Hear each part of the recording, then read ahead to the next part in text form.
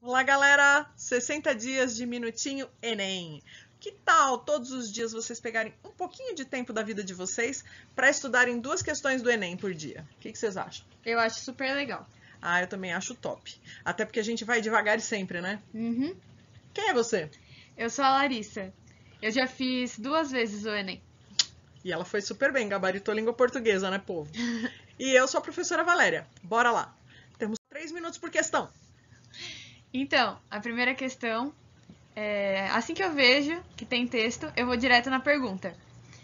Para se entender o trecho como uma unidade de sentido, é preciso que o leitor reconheça a ligação entre seus elementos. Nesse texto, a coesão é construída predominantemente pela retomada de um termo por outro e pelo uso da elipse. Nesse caso, eu já consigo ver que eu preciso saber o que é uma elipse. Eita, o que é elipse, Larissa? Elipse é quando você esconde um termo para não ficar repetitivo. Entendi, ele tá escondidinho. Ficou lá no texto. O fragmento do texto em que há coesão por elipse do sujeito é: Eu tenho que saber também o que é sujeito, né? sim. Então bora, vamos ver pelas alternativas. A. A gripe nos chegou após uma série de contágios entre línguas. Ah, tá. Quem nos chegou?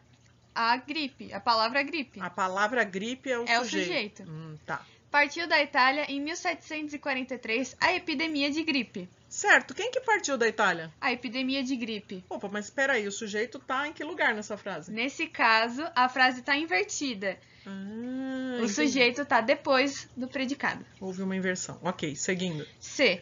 O primeiro era um termo derivado do latim medieval, influentia, que significava influência dos astros sobre os homens. Ah, e quem é o sujeito aí? Quem era Quem o termo era? derivado?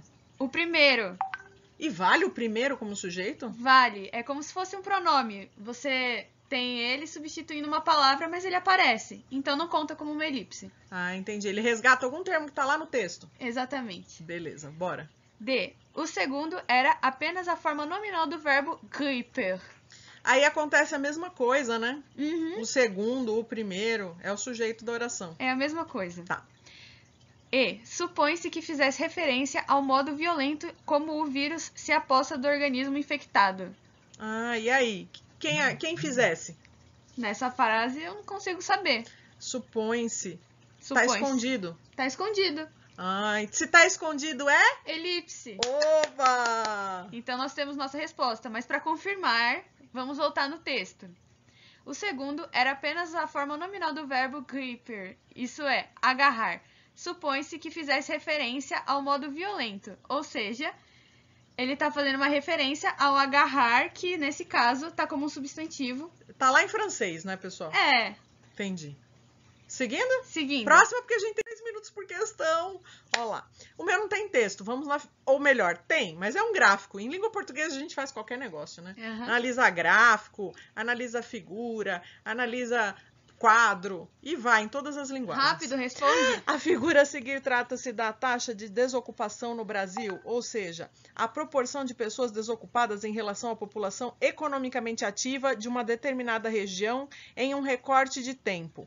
Bom, beleza, olhei o gráfico. Vamos ver se as alternativas estão em acordo com a interpretação. Mas qual é o nosso problema lá? A norma padrão da língua portuguesa está respeitada na interpretação do gráfico em. Então, o nosso problema é de língua portuguesa? Questão de gramática. Vamos lá. Durante o ano de 2008, foi em geral decrescente a taxa da desocupação no Brasil. Algum problema aí? Não, Será que a gente já achou a resposta? mas assim, logo de cara? Poderia passar e adiante, mas vamos confirmar? Olha lá. Nos primeiros meses de 2009, houveram acréscimos na taxa de desocupação. Esse verbo haver aí em sentido de existir no plural, pode isso? Não, Pode não, pode não. Tá errado. Tinha que usar houve, houve, é. certo. Em 12 de 2008, por ocasião das festas, a taxa de desempregados foram reduzidos. Ai, que horror! Como que era para ser isso, Larissa? É a taxa, então tinha que ser no singular, né? Ah, tá. Beleza, problema de concordância também. A taxa de desempregados foi reduzida. A taxa de pessoas desempregadas em 4/8 e 2/9 é estatisticamente igual a 8,5. Qual o problema aí? Não sei. Não é concordância. Não. Mas aquela vírgula, o que ela está fazendo ali antes do verbo? Ó, a taxa de pessoas é estatisticamente, eu nunca posso separar sujeito de predicado com vírgula. Ah, faz sentido. Faz sentido. Agora, a letra E. Em março de 2009, as taxas tenderam a piorar 9 entre 100 pessoas desempregadas. O que acontece aí, Larissa? Algum problema de interpretação do gráfico? Não, acho que não, porque 9% é 9 em cada 100. Ah, entendi. E agora?